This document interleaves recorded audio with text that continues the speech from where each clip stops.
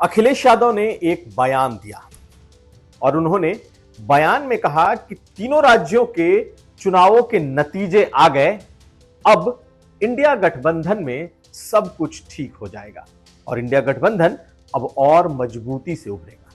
क्या है इसके मायने? क्या अखिलेश यादव ने यह कहने की कोशिश की है कि हां, अब कांग्रेस पार्टी अपनी हैसियत में आ गई है, या अखिलेश यादव या यह कहने की उन्होंने कोशिश की है कि अब इंडिया गठबंधन के भीतर क्षेत्रीय दलों का भी एक बड़ा प्रभाव होगा? आज हम इसे समझेंगे, इसे डिकोड करने की कोशिश करेंगे। यह भी जानिए कि क्या आरएलडी का इंडिया गठबंधन पर बना हुआ ईमान डगमगा रहा है? कई ऐसी बातें हैं जो इस ओर इशारा कर रही हैं और आखिर में हम आपको यह भी बताएंगे कि ओम प्रकाश राजभर इन दिनों मैनपुरी, इटावा इसके दौरे पर क्यों हैं, क्यों वहां सभाएं कर रहे हैं, क्या है उनका मकसद, यह भी समझेंगे।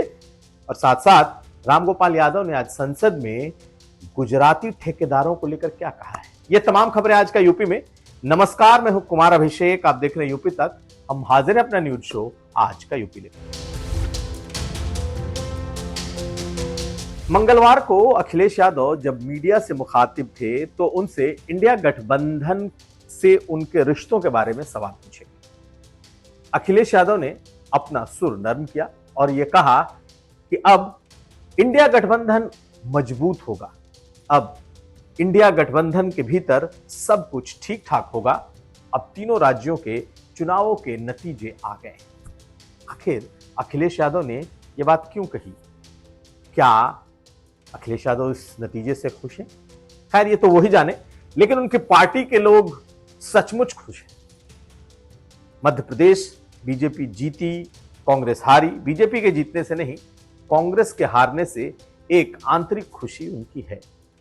लेकिन अखिलेश यादव ने जो बातें कही कि अब इंडिया गठबंधन मजबूत होगा, यानी कि कांग्रेस चुनावों में हार गई है तो अब कांग्रेस पार्टी को उसकी सही जगह का अंदाजा लग गया है, यानी कि उसको अपनी हैसियत का पता चल गया है। और जिस तरीके से कांग्रेस पार्टी इंडिया गठबंधन के भीतर डोमिनेट कर रही थी, अब वो शायद स्थिति नहीं होगी। कहने का मतलब यह भी है कि अब जो क्षेत्रीय दल हैं, जो राज्यों के ऐसे दल हैं जो मजबूत हैं, जो बीजेपी से लड़ रहे हैं, अब उन दलों की बारी है और वो अब इंडिया गठबंधन को डोमिनेट करेंगे।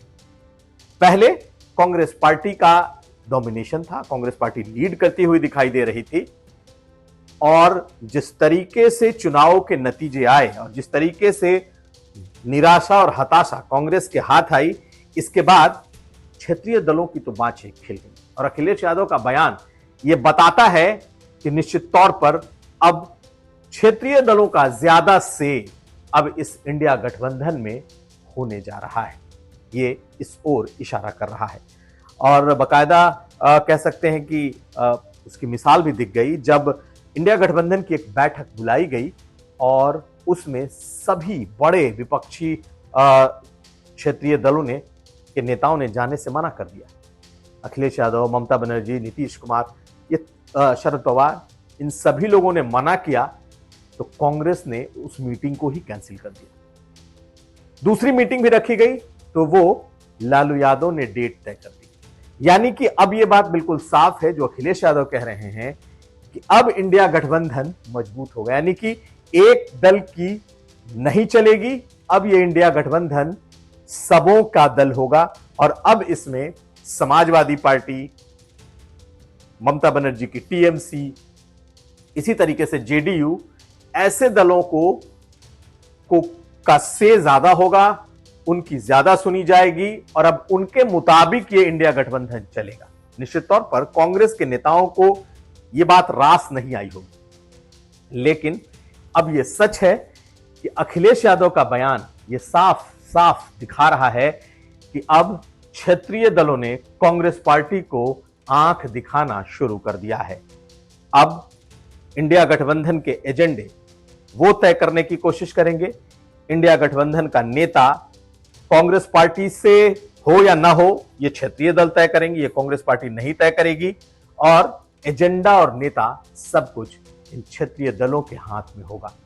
इसलिए अखिलेश यादव का यह कहना कि इन चुनावी नतीजों के बाद इंडिया गठबंधन मजबूत होगा, ये दिखाता है कि समाजवादी पार्टी या उस जैसे क्षेत्रीय दल चाहते थे कि कांग्रेस को उसकी असल जमीन को दिखा दिया जाए।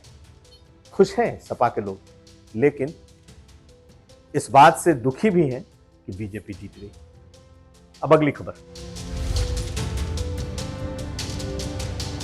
तो क्या सचमुच जयंत चौधरी का ईमान अब इंडिया गठबंधन पर डगमगाने लगा है? दरअसल ये सवाल इसलिए उठ रहे हैं कि कुछ ऐसी बातें आरएलडी की तरफ से सामने आई हैं जिसके बाद इस बात के कयास लगाए जा रहे हैं कि क्या जयंत चौधरी भी कोई अल्टरनेटिव भी सोच रहे हैं, क्या कोई वैकल्पिक स्थिति उनके लिए भी है, क्या वो इंडिया गठबंधन छोड़कर एनडीए की तरफ आ सकते हैं? सियासी हलकों में इसकी चर्चा है। दो तीन ऐसी बातें, ऐसे मुद्दे सामने आए हैं जिसके बाद से इस चर्चा को हवा मिली। और आज एक अंग्रेजी अखबार में शाहिद सिद्दीकी के हवाले से, जो कि उपाध्यक्ष हैं, उनके हवाले से खबर भी छपी और उस खबर में यह बताया गया है कि उन्होंने कहा है कि पार्टी यानी कि आरएलडी इंडिया गठबंधन में की मीटिंग में जाने या इंडिया गठबंधन के साथ जाने को लेकर फैसला करेगी अपनी मीटिंग में, यानी कि ये एक बड़ा बयान था। दूसरी तरफ दो और बातें जो जिस दिन चुनावी नतीजे आए उसके बाद सामने आए।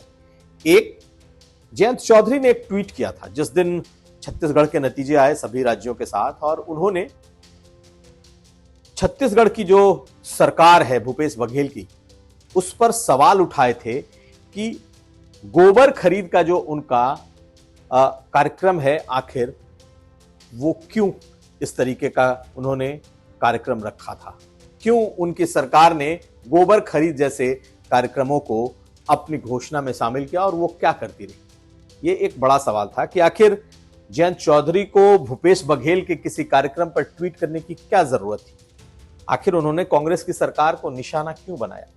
हालांकि बहुत लोगों के पास इसका जवाब नहीं है कि कहां छत्तीसगढ़ और कहां पश्चिमी उत्तर प्रदेश और कहां ये जयंत चौधरी उसे लेकर ट्वीट कर रहे हैं। खैर, यह भी बात आई कि जयंत चौधरी को शायद ये प्रोग्राम पसंद नहीं आया होगा सरकार का, इसलिए उन्होंने ट्वीट कर दिया। अगले दिन, यानी कि जिस दिन चुनावी नतीजे आए उसके अगले दिन योगी सरकार ने ऐलान किया कि अब चौधरी चरण सिंह की जयंती पर छुट्टी होगी। हालांकि पिछले साल भी थी, लेकिन बकायदा इस बार भी ऐलान किया गया।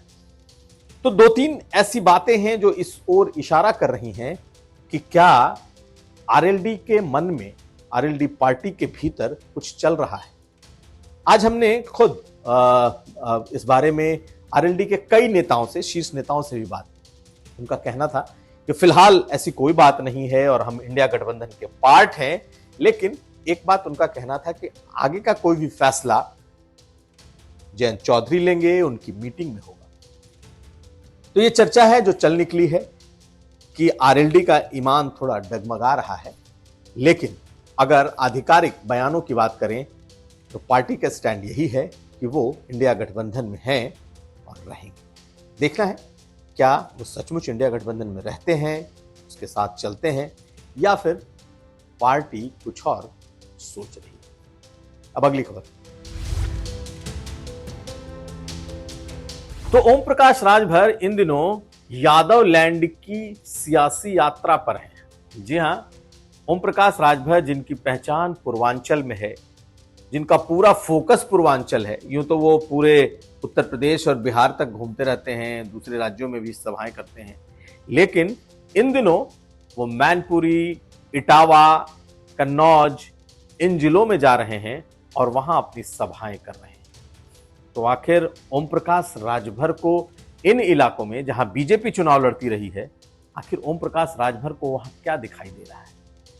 आज ओम प्रकाश राजभर की सभा मैनपुरी में थी और मैनपुरी यादव लैंड यानी कि समाजवादी पार्टी का गढ़। मैनपुरी वो जगह जहां से डिंपल यादव सांसद हैं, अखिलेश यादव का घर है। तो अंदाजा लगाइए कि आखिर ओम प्रकाश राजभर को ऐसी क्या जरूरत पड़ी कि अब वो उस तरफ रुख कर रहे हैं? बलिया, गाजीपुर, मऊ और घोसी, बनारस, इन तमाम जिलों से दूर वो इन दिनों यादव लैंड में खूब भड़ास निकाली है ओम प्रकाश राजभर ने, और जाने के पहले भी उन्होंने अखिलेश यादव पर बहुत हमले किए और अब उनका कहना है कि इस इलाके में भी वो अखिलेश यादव को हरा के दम लेंगे। पहले सुनिए कि ओम प्रकाश राजभर ने आज कहा क्या है। आप धैर्य रखिए, आज आपको दिखेगा मैनपुरी में क्या होने जा रहा है। मैनपुरी नहीं, पूरे एटा, इटावा, कन्नौज, कासगंज, फिरोजाबाद, फरुखाबाद, जो उनका बेल्ट कहते हैं ना, वो कई बेल्ट नहीं, आजमगढ़ खत्म हो गया। घर था ना, कहा बचा वहाँ, कुछ बचा? लोकसभा का चुनाव हो जाने दीजिए। तो 4-4 बार की सरकारों में सपा बसपा कांग्रेस लंबे समय तक शासन किया, क्या दिया? कुछ दिया है इनको? तो उनको हम समझा रहे हैं कि आप जागो, आज अपने हक के लिए लड़ना सीखो। जब हक के लिए लड़ोगे तो आपको हिस्सा मिलेगा। तो आपने सुना ओम प्रकाश राजभर। दरअसल उस इलाके में जो नॉन यादव ओबीसी हैं, जिसमें कश्यप हैं, जिसमें दूसरी दलित बिरादरियां हैं, इन लोगों पर अब फोकस ओम प्रकाश राजभर का है। लेकिन ये बीजेपी के भी वोट बैंक हैं, बीजेपी को वोट करते रहे हैं। ऐसे में क्या बीजेपी ने तो कहीं ओम प्रकाश राजभर को उस इलाके में नहीं लगाया? ये भी एक सवाल है कि हो सकता है कि बीजेपी उस इलाके में ओम प्रकाश राजभर को लगाकर जो नॉन यादव यानी कि गैर यादव वोटर्स हैं, खास करके उसमें अति पिछड़ी जातियों की जो जातियां हैं, जो दलितों की जातियां हैं, जिस पर दावा है ओम प्रकाश राजभर का कि ये उनके साथ हैं, उन पर कोई सियासी ऑपरेशन जैसा तो नहीं है। क्योंकि मैनपुरी में पिछले चुनाव में डिंपल यादव जब चुनाव लड़ रही थी तो फिर सभी जातियों ने समाजवादी पार्टी को वोट किया था। अब ओम प्रकाश राजभर वहां पहुंचे हैं, देखते हैं क्या गुल खिलाते हैं। अब अगली खबर। और अब बात संसद में रामगोपाल यादव के भाषण की। रामगोपाल यादव ने आज एक बड़ा आरोप लगाया। रामगोपाल यादव ने संसद में यह कहा है कि उत्तर प्रदेश में जो भी हर घर नल योजना है, उसके जो ठेकेदार हैं वो सब गुजरात के हैं। उन्होंने गुजराती ठेकेदारों का इस्तेमाल किया है शब्द, और कहा है कि ये ऐसे लोग हैं जो काम किए बगैर पैसे लेकर निकल जा रहे हैं। तो कहीं ना कहीं हमला सीधे सीधे बीजेपी के शीर्ष नेतृत्व की तरफ है, और इस तरीके का जो इल्ज़ाम उन्होंने लगाया है, अब देखना है कि उसके पीछे की उनकी दलील क्या है। लेकिन पहले आप सुन लीजिए कि रामगोपाल यादव ने आज संसद में क्या कहा है और गुजराती ठेकेदारों को कहने का उनका आशय क्या है। कल जब इधर से लोग बोल रहे थे तो मुझे ऐसा लगता था ये किसी दूसरे ग्रह से आए हुए लोग जिनको यहाँ की कोई जानकारी धरातल की नहीं। सच बात यह है कि मोदी जी के परिश्रम और मोदी जी के नाम से ये सब आ जाते हैं। ये गाँव हम देखना नहीं चाहते हैं कि क्या हो रहा है, कितना दिया जा रहा है, वो लग रहा है कि नहीं।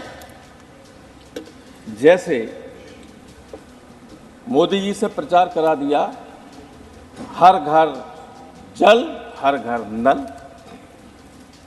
नहीं, हर घर नल, हर घर नल, हर फिर घर जल। तो सॉरी, थैंक यू सर। तो हम जब जाते हैं अपने इलाके में तो लोग तो मिलने आते हैं कि समस्याएं होती हैं, कोई मदद के लिए आता है, क्या आता है। तो मैं अक्सर पूछता हूं कि बताइए आपके गांव में हर घर में पानी पहुंच गया? मैं कई गांव में जाता भी ब्याह शादियों, सारी पक्की गलियां जो विधायकों ने, सांसदों ने या ब्लॉक ने या जिला पंचायतों ने बनवा दी, तो खुद ही पड़ी हैं कि पाइपलाइन जानी, पाइपलाइन नहीं बनी, टंकी नहीं बनी। क्यों नहीं बनी? जो बताते हैं लोग उसको अदरवाइज न लें कोई गुजरात वाले लोग। वहाँ के लोग कहते हैं कि सारे ठेकेदार गुजरात के थे और पैसा लेके चले गए। ये लोग कह रहे हैं, सुनिए, रिकॉर्ड में देख लीजिएगा है कि नहीं है। मैं ऐसे ही नहीं कह रहा। तो सुना आपने, ये था आज का यूपी। हम कल फिर हाजिर होंगे, तब तक हमें दीजिए इजाजत। नमस्कार।